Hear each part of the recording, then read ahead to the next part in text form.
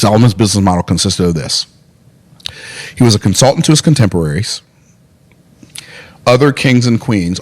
In fact, all of the kings and queens of the earth came to him and paid him to learn his wisdom. In fact, in 1 Kings chapter 10, it tells us that the Queen of Sheba paid him 120 talents of gold. I've done the math on this. It's about $253 million.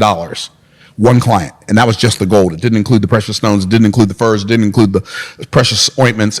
Just the gold, $253 million, right? And it says she came back and paid him that every year. They came back and paid him a rate year by year. Imagine every king on earth coming and paying you $253 million. Yeah. So he consulted people who were in the same business he was in. They were kings and queens. He consulted with them so that they could run their kingdom as smoothly as he was running his.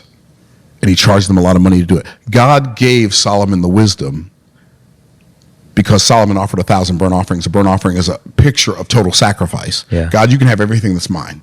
I'm yours. You have everything. Well, God gave Solomon wisdom, but he gave Solomon the wisdom not to give his wisdom away, but to sell it.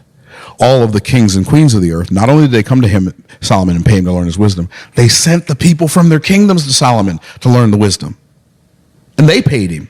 They came back and paid him a rate year by year. Everybody who came paid. Solomon was first a consultant to his contemporaries. Secondly, he was a communicator to crowds. Because Solomon doesn't, just like none of us right now, have time to consult every human being on earth one-on-one.